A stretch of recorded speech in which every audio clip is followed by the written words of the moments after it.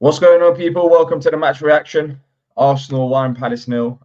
Another defeat. I'm joined by Nick here. We started a bit early, so I assume people will be joining a bit later on. As always, earlier than scheduled, later than usual. As always, if you do enjoy the stream, hit the like button and subscribe. Eze, 1-0 win for Arsenal. It had to be him. Made us lose another game. But of course, there's a lot of talking points today. The lines will be open as well. If you do want to call into the show, you can do so by clicking on the link in the comment section down below. But before we do get started with lines being open, and maybe I don't know if anyone really wants to talk about this game, so we'll see. But what's your thoughts on it, Nick? Two players changed the game. I thought Eze with that pole driver of a goal. We missed having somebody like that. And Sarr, I thought, I didn't see him make a complete through ball or pass the whole game when there were plenty of opportunities for him to do that. I thought Arsenal could have been there for the taking today. And the conversation in our house was, are the players tired mentally and physically? Is it just Arsenal were good and we were unlucky because they could only score against us from a set play? Do we need to look wider within our squads to start matches so that they've got a bit of fitness and actually players in there who could potentially fight for a position? That's how I'm left with it. Not too look, we all know I knew we were going to get beat. My son knew we were going to get beat. It doesn't stop us being pissed off when we do get beat. But if you'd have said 1-0 before the game, because I thought it would have been 3, 4 or 5, to be honest. I think there's two ways of looking at it. Let's start off with the positives. I think the positives was the defensive shape in open play.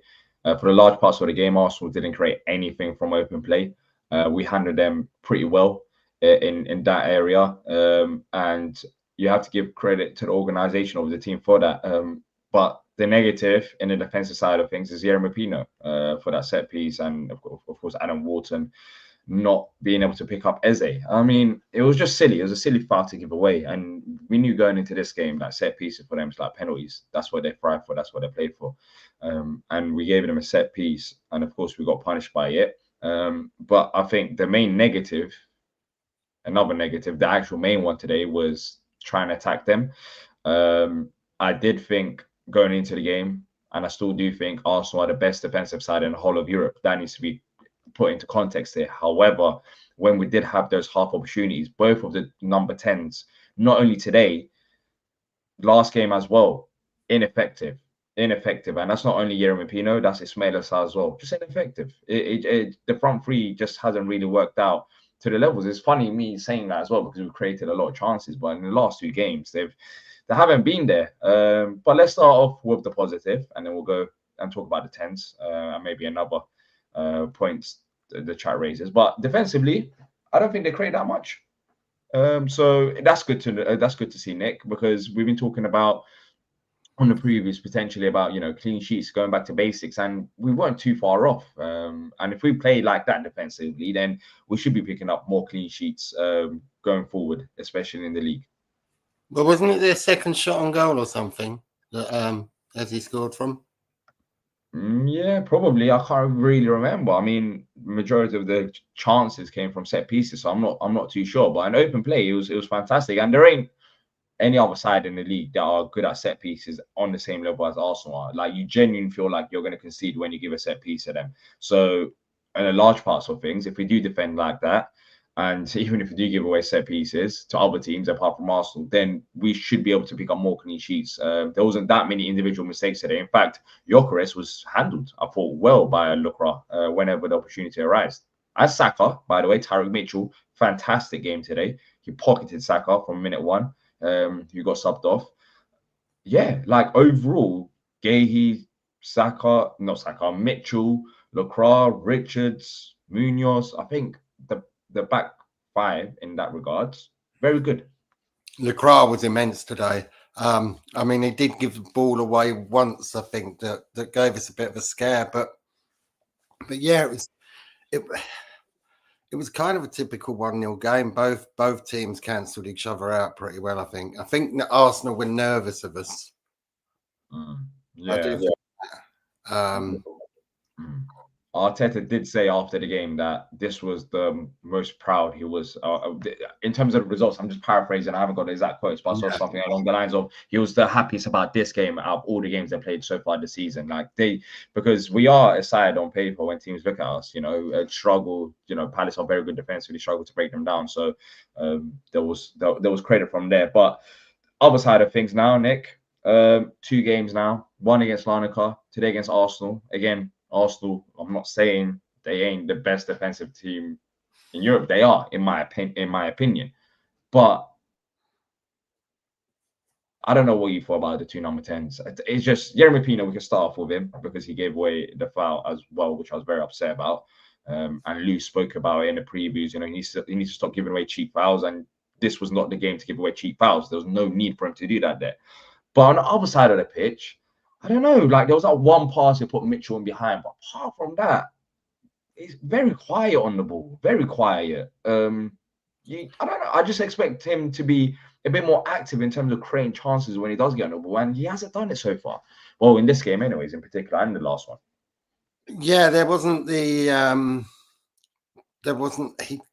take-ons that he has, or the trickery that we've seen from him in past games he's played for us. I mean, how many games did we in? This is 9 now, isn't it? We've played in the Prem. So he's shown what he could be capable of, and we know from the Bournemouth manager that he's well admired, and worries other managers. And at the start of the season, I thought, well, I'm not worried about losing Eze if this is what we've got.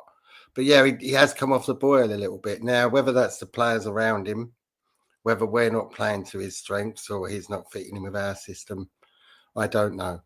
But Glasner kind of changed the way we played to suit Eze, didn't he, last year?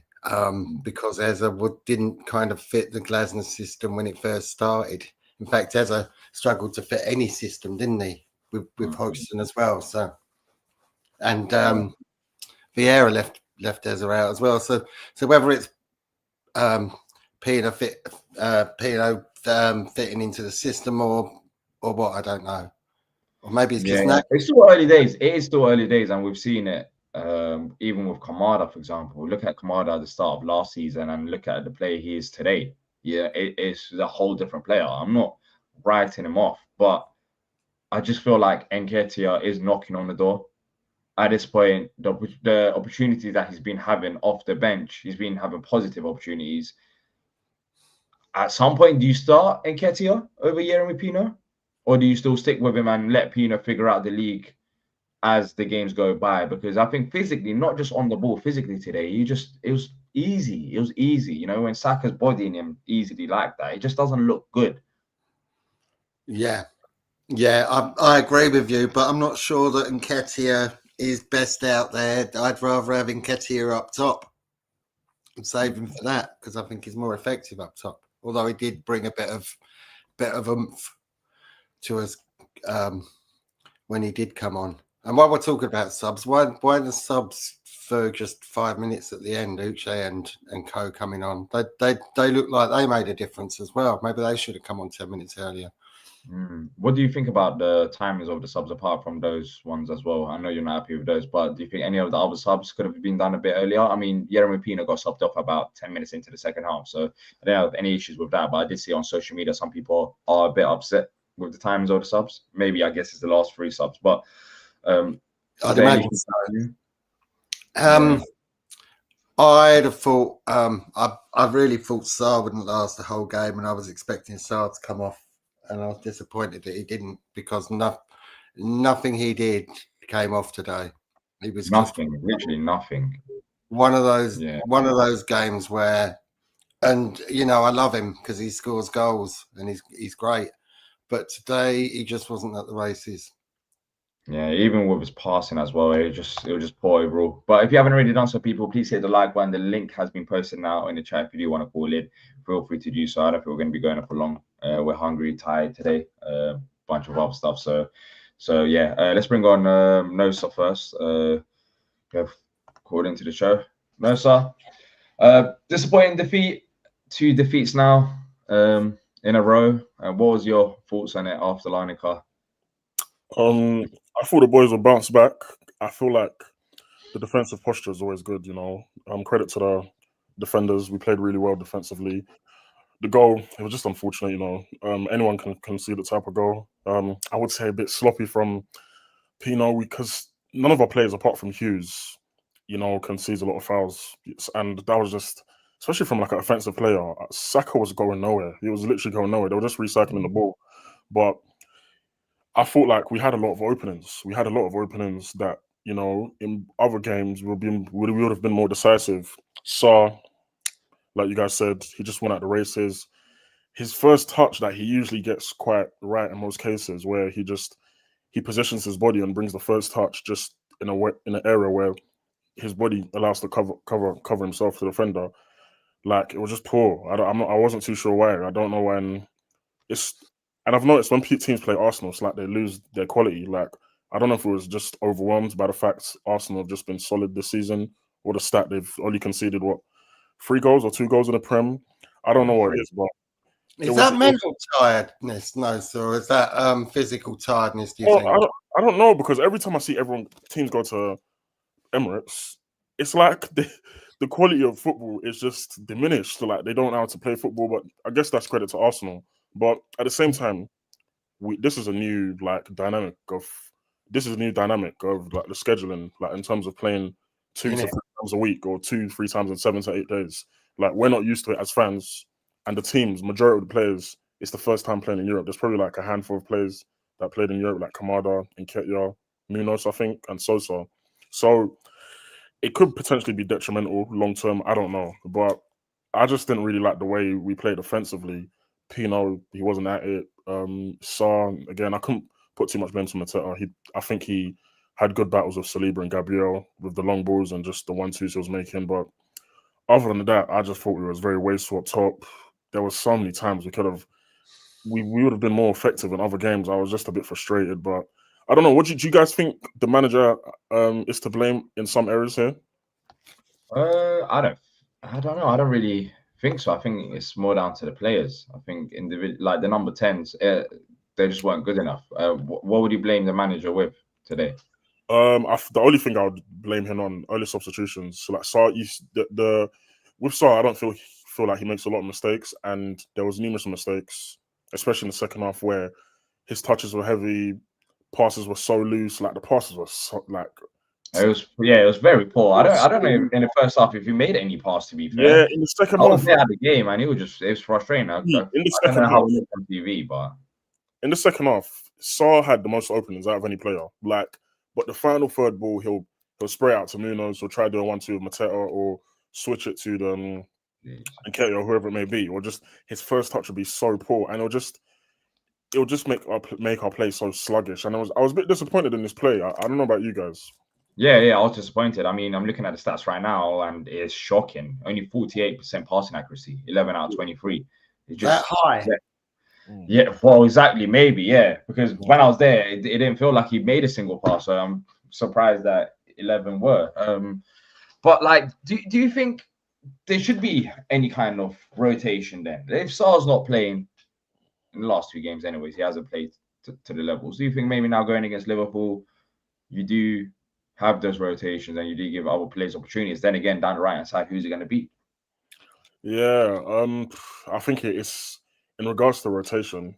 Glasner asked for depth, to be fair, so this is a good opportunity to just for the players that usually on substitution on the bench get a chance to prove themselves and showcase why they're the club.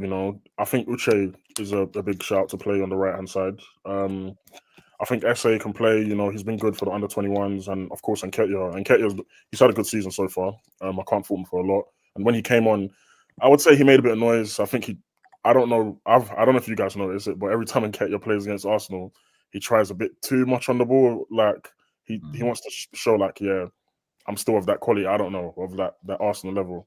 And I just felt like there was a couple of times he was on the wing he was just he wasn't even playing his game. He was trying to like beat a man with his like dribbling and everything, and that's not his game. But I just think like, yeah, we just need to go into the next game with confidence and just bounce back, because I feel like we can beat Liverpool. You know, they're going for a pretty bad spell of results. It's just a matter of just capitalizing on the opportunities we get. You know, I think Lou, I watched the last Insight, the Arsenal Insight, and he was saying that we don't take our chances. Like, we never take our chances, whether that's a chance on goal or just the opening. You know, it's the Premier League. It's not the Championship or a league where we didn't really create that many chances though to take them. Sorry to cut but you I feel off. like we had. I think it was the opposite. Like, we didn't create that many chances in the first place. But I personally feel like we had a lot of openings where we'd have capitalized on if it wasn't a team as quality as Arsenal. That's just what I saw. We didn't create chances. You're right, but the openings we created, we're usually much better in those positions, don't you think? Yeah, I agree. And I think a lot of that, maybe I'm being harsh, but a lot of that comes down to our number 10s. I thought both number 10s were poor. So even in the half opportunities that we had, they just weren't good enough, and we didn't progress them into decent opportunities. You know, we just fumbled them right at the start. So yeah, I do think that plays a part. But now going into the Liverpool game, when we're talking about maybe like fatigue and 2 losses in a row, we didn't create that many chances against Arsenal. Expected, really, to be fair. You're not going to create that many against Arsenal. You just have to be clinical. And Lineker was disappointing. Do you think he maybe try something different against Liverpool? I really don't know if he will, because Glasner approaches every game with the mentality of winning, and I don't know if he'll make that many rotations. I don't think he'll make like a load of rotations. I think he'll put in a few different number 10s, like just test it out, and I won't be surprised if he starts Nketiah up top and just like Uche on the wing, and then just keep one of the 2 10s. Like, Pino could potentially still start, because I feel like Pino still hasn't got on the races. He's shown glimpse, and I still do like Pino, but I feel like he's just not as effective as I thought he would be at this early stage of the league. We still played around like a quarter, I think, of the league, so there's still a lot of time for him to showcase his quality. But I think the next game, because both teams need a win, it'll just prove he can prove himself a bit more and just really show his quality. Because I feel like you said, I think there was only 1 or 2 times where he showed like decisiveness in his play, where I think he made like a couple 1-2s with Mateo. That time he made like a free ball to Mitchell. Other than that, it was nothing. I was just disappointed in his petulancy. Like, he's too petulant sometimes. That foul was unnecessary. Like, it's so unnecessary. You need to know your opponents. Arsenal, anywhere between like the 40-yard and beyond, like they're gonna capitalize on these free kicks. You should know your opponents. But it's all right saying, oh yeah, these players will learn from it, but it was Canvo who gave the ball away in the week. So players making mistakes is costing us, particularly. So without going into a preview show, what we got to remember is Liverpool game. Who'd have thought it, for a team who only won 1 in 4 to a team who haven't won in 4, Palace and Liverpool, after our unbeaten runs. So Liverpool are going to be interested to see what kind of team Liverpool put out, because they're in up shit street at the moment, aren't they? Now Slot's finished with Klopp's tactics and players and brought his own in. It's all falling apart, isn't it? Yeah. Let's see what happens with that. But no, sir, pleasure talking to you, bro. Hopefully, catch up with you after Liverpool. Yeah, likewise. Have a nice evening, guys. You too. Take care. If you do want to call into the show, you can do so as well by going and clicking on the pinned comment in the live comment section. Let's bring on Tim next. Tim, of course, I couldn't watch the watch along. Yeah. The game. Yeah, hopefully it went well. I don't know how it felt watching at home, but it was good. Thanks to all the people who showed up, and Animal will come on in a minute here. Who was there? Lots of good folks there. There was some there were some harsh words for Pino, that he wasn't up to it today, and we're not get him off, yank him. I think it's a little harsh on him, but I don't think he had his best game. by any stretch. No way. But he the petulance was a little bit of an issue, physicality a little bit of an issue, but then he does get into some areas, and he has a great pass up to Mitchell that gets us, right on the attack. But those attacks broke down to the point you made, D. I'll give. So let me. But before I hit them, let me give Arsenal credit. Thought they defended well. Thought Arsenal defended well, and what they're doing is like those little things you have to do in order to win games. I'm not talking about quality. I'm talking about little things you have to do. Last ditch tackling. Are you going to say fouls in the center circle when Palace are going forward? Yeah, and that was we could talk about the ref. The ref was horrific today. He was terrible because he was inconsistent, and yeah, what you're saying there, Nick. But setting that aside, they do those little things. They get into the passing lane, challenge, win it. They won a lot of second balls, and that was a big problem for Palace today. We did not win very many second balls, and they did that. And if you win a lot of second balls, you're going to give yourself a chance in the game. So full credit to them for that. Now, having said all that, the reason I'm so disappointed in this game is I watched that game and like there ain't a lot of distance between these two teams. There just isn't. There isn't much in the way of distance between these two teams.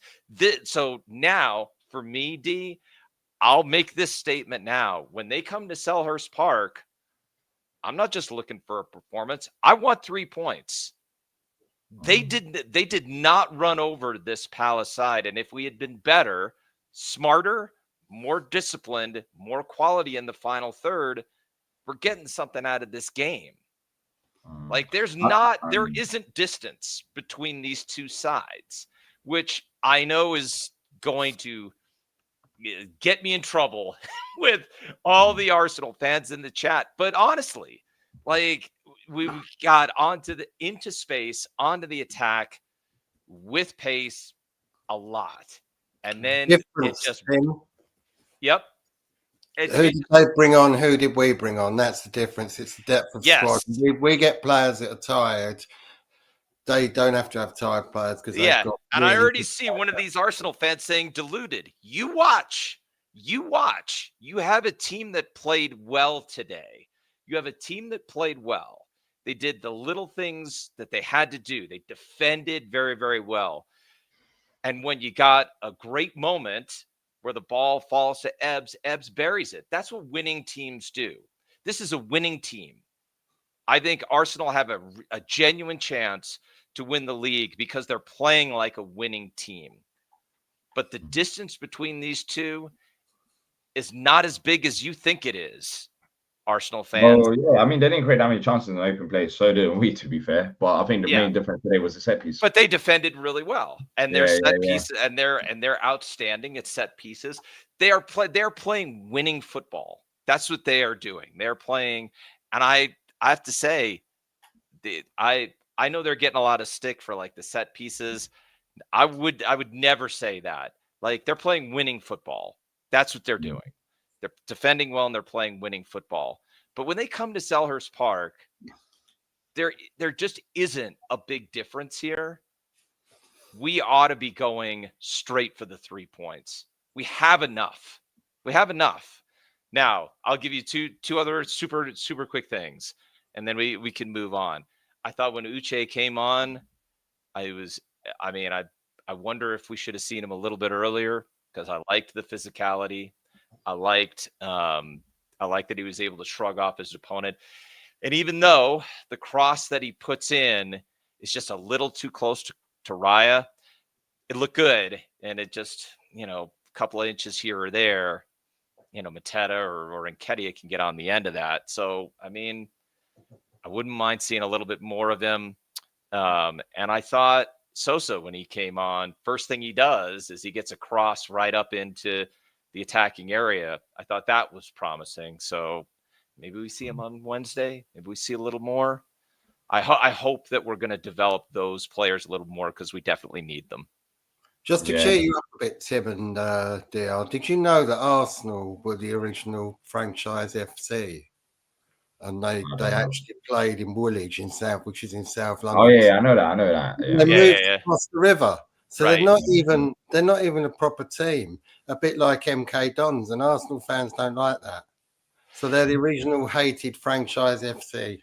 I mean, I let Arsenal fans have their moment. Like, and I get it, you know, build a team that competes for the title and we can talk about closeness. I'm just saying, like, you haven't won the title yet. You're acting like you've won the title already. You haven't won it yet. And I think this Palace team, D, is a little bit off it, a little bit out of sync right now. Got to regroup. Got to do like the thing that we did last time when we got beat by this twice in a row. Was, you know, the Newcastle City game. We got battered, to be fair, during those two. These are different. These are two very frustrating losses. After that, you have the Bournemouth draw under really difficult circumstances. It's just a difficult period. You have to go through difficult periods, survive it, and keep moving. Yeah. I mean, looking ahead to next to Liverpool, away from home in the League Cup. In Anfield, yeah. They're struggling as well. What do you think Glasner's going to do with the team? I hope that he rotates a little bit just because I want to see, like I mentioned, Uche. I don't know if he should start. I really don't. I expect Glasner to kind of stick with some starters, but I think Eddie's earned it. I think Eddie has absolutely earned the right to at least be considered for a start. And I liked his energy again today. I thought he looked pretty decent out on the left. So maybe more of Eddie, more of Uche. I wouldn't mind seeing Sosa give Mitchell a little bit of a blow. Let's see. We need to see some of these other players that we've got and see what they can do. And this is probably reckless on my part, but I wouldn't mind seeing Glasner throw Canvo back out there for the sake of confidence. Because the Larnaca thing, I feel for the kid. You know, he makes a bad mistake, give up the goal, but he's obvious quality.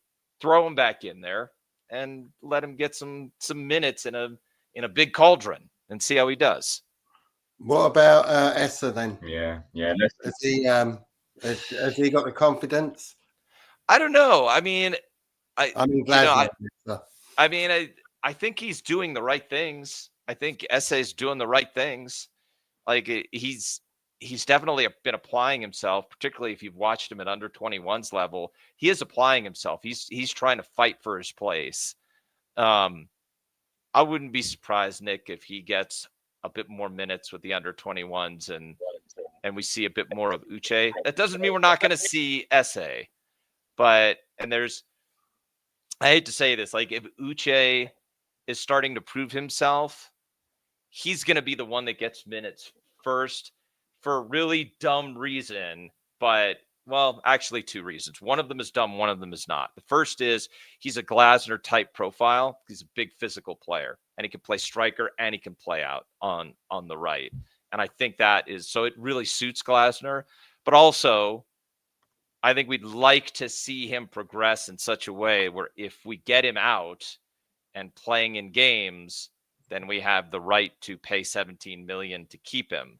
If he does not play games, we lose him back to Getafe. That's the condition of the loan. Yeah, and I was going to say it's 10 games, so maybe they're picking and choosing the 10 games that they're going to use him for, and just trying to be. Is it not 10 starts? Is it not 10 starts or something? I thought it was. I don't know if it's 10 starts, but I thought it was. Yeah, it's something like that. I don't know if it's 10 starts or if it's 10 games, but something like that, D. And I know we take it each game at a time, but I'm looking forward to Brentford, and I'm which is the one after, and it's just all these games piling up. Yeah, and that's a tough game too.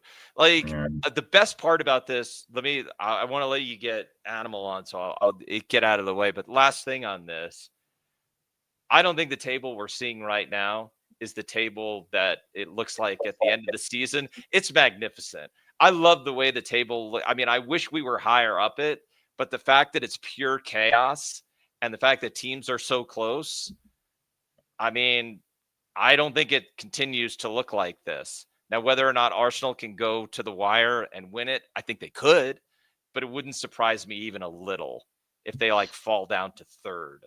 It wouldn't surprise me even a little if Bournemouth ends up in the top 4, like, which is, to be honest, that's really good for football. Yeah, let's see what happens. Still early days, but I appreciate you coming on, Tim, man. Also, yeah, absolutely. Thanks, guys. All right, then. Take care. Up the Palace. That's Tim having to say. Let's bring on Animal next. Animal. Hey guys. Another defeat after Thursday. I mean, a lot of people weren't expecting a win in this game, but what was your thoughts on performance? I don't think we ever really made it to like our highest gear at all. We seemed to stay in sort of second gear, not being able to sort of progress much further. But I think, to put it into perspective, Arsenal are favourites to win the league. They've got one of the best defences in Europe, so you could say the world, really, after that, in club football. And to only lose 1-0, like, as soon as we went down, you knew that we weren't going to easily be getting back. And to be quite honest with you, in contrast to the Larnaca game, I think if we did play another half hour, maybe an hour, I think we could have got a goal that have got us back into it. But it's about having that time to do it within the game. Yeah, what did you think about? I wasn't happy with the 210s. Were you happy with their performances? I don't think they were at the level. Yeah, in the last 2 games. No, I wasn't happy with either of them, actually. Sarr, there's effort there with Sarr, right? There's effort with it, and no lack of running. But his technical ability is starting to kind of grate and cause problems for us, because he's so close to being, there and providing something for us, but it just doesn't happen. He chooses to run instead of try and dribble. And obviously we need people that can beat their man. Pino, though, look, Pino needs perspective. Like, he's not doing it at the moment, but he's brand new to this league, right? We had to give Kamada nearly a season to get up to speed with the game, and Pino's getting games at the moment, but you can't expect the man to come in and, adapt to the Premier League so quickly. And we all want it. I know we all want it, because the same thing happened last season where Kamada was, abused up until the point of, outrage, right? Because he wasn't Elise. And then this season, Pino's going to get it because he's not Eza, right? And he's not hit the ground running, and we don't have another sort of similar outlet for that 10. But Pino will come good because he's got it all there. You can see the quality in Pino. You can see his long balls. You can see his crossing being good. You can see his trickery with his feet. He's tasty with his feet. At the moment, though, his fitness levels aren't there to be playing in the Premier League week in, week out, or for as much as we need him for. His decision making is a little bit poor, and it's not up to Premier League standard. But this stuff is going to come with time. But it becomes a question of whether you keep Pino in the starting lineup or whether you replace him with someone. For now, both. I think if you keep him in the starting lineup, it will be better for his development. But if you leave him out, it's going to be worse for his development. But you kind of might solve a problem, elsewhere. What do you think Glazer should be doing then? Keep going how we are. We just lost 1-0 to Larnaca. And then we just lost 1-0 to Arsenal. Are you saying that Larnaca and Arsenal are the same level of a team? No. We lost to Larnaca because they put fucking, oh, sorry. I've had a few drinks tonight, by the way. No, it's fine. Because they put 7 defenders on the pitch. They played, 10 men behind the ball in a low block. We lost to Arsenal today because they're a superior team, great defensively, really good in attack, and Eza doing Eza things. Do you know what I mean? Yeah, we just have to create a future. It's both games when you're looking at it. It's not really the defense that's the problem. It's more about breaking teams down. Also, a very good defensive side, and the only way you're going to really hurt them is if they have a mistake or in transition. But we didn't have that many transition moments, or when we did, we didn't really take advantage of them. So it's about Palace trying to figure that out. Which, I mean, I said Arsenal would suit us a bit more than Larnaca. We still didn't create that many opportunities, but surely against Liverpool, with how they're defensively, the chances should be coming. I mean, we played very good against Liverpool at Selhurst Park in the first half. We should have scored maybe like five goals at least. It was ridiculous. But we have to, I think one area of improvement for this Palace side for us to reach the next stage and next level is to try and break teams down, which I'm not too sure if you can with some of these players. Well, let me say not some of these players. I think with Sarr is my biggest question mark about breaking teams down that's sitting deep, because he's not a technical player. His strengths are getting on the ball and running in behind. Not even necessarily really like, yeah, he can take on players, but it's not like a Eze or Elise, which, you know, he beats a player with skill. He beats a player with pace. Yeah. So I think I'm looking at Sarr when you're facing low block sides and saying, is he the most effective option? And yeah, maybe, I don't know, maybe our shape as well. But yeah, today we didn't really create that many chances. Is what it is. But against Liverpool, do you rotate the side? Oh, that's a question. Probably not. I probably wouldn't rotate the side. I'd keep it how it is. Yeah. I think that's the right thing to say. I do think that if we are coming up against low block sides, it's probably going to be a good idea if he sees Nketiah as playing well in the 10 to maybe play Nketiah over Sarr, bringing on Sarr maybe on the second half, seeing if that can make a difference, because something's got to change. Yeah. Let's see, but I'm a bit worried about maybe fatigue. We've got Brentford as well on Saturday, so I don't know if you'll make rotation based on that. We played Larnaca, Arsenal, and then Liverpool. It's not easy running like 3 games in 6 days, so I think there might be a few rotations there. But let's see what happens. But look, great talking to you, Animal. Hopefully we can go back to winning ways, maybe against Liverpool. I mean, everyone's beating them. We're beating them. Let's see if we can get the win. Yeah. Let me just say quickly, I think all of us need to sort of temper our expectations, because these extra matches that we're playing, they are adding to the effects of our performances each game. We don't have the luxury of playing once a week anymore. We're now having to increase our game time, and that is we're going to be feeling the effects of as well. So, you know, if I could say one thing to the fans, is please try and put things into perspective and listen to all the context before you make judgments on people, especially. I'm sorry, no, but we're fucking doomed, mate. Sorry, I don't agree with that. Yeah. It's just a little. It's just a bad spell. It's not the end of the world. Like we went exactly. on a crazy run. We just have to. We're not world beaters, you know. Yeah, it's not that, like we're not getting fresh as well. It's just tight margins. It's about. You know what started it, didn't you? It's when the chance of we're going to win the league started. Yeah, exactly. And then we got brought back down with a bang. Yeah. All right, then take care. All right, guys. Yeah, you too. Good speaking to you. Up the Palace. Yeah, up the Palace. All right, Nick. Anything else before wrap up? No, we do need to wrap up. It's bloody cold out there. No, it's like I said at the start. It's disappointing to lose, even though we know we're probably going to. We're not in panic stations. We're not Forest. We're not Wolves, although they did do well to come back today, Wolves. And we're not Celtic either, who are going through a bit of a miserable spell at the moment. So, you know, as Animal said, football's gone a bit crazy at the moment, looking at the table. So all we can do is take a game at a time and hope that it's bad enough trying to keep up as a fan with all these games week in, week out and midweek, let alone playing them. So let's just hope that we've got the players that can slot in to give our first pick 11 a bit of a break. Yeah, well, let's see. But if you have enjoyed the stream, hit the like button before we do end. And also, if you have any thoughts, make sure to drop them in the comment section down below. That's it from us, and we'll be back, of course, with the player ratings tomorrow and the preview the following day. So keep your eyes peeled for that. But until next time, up the Palace. Up the Palace.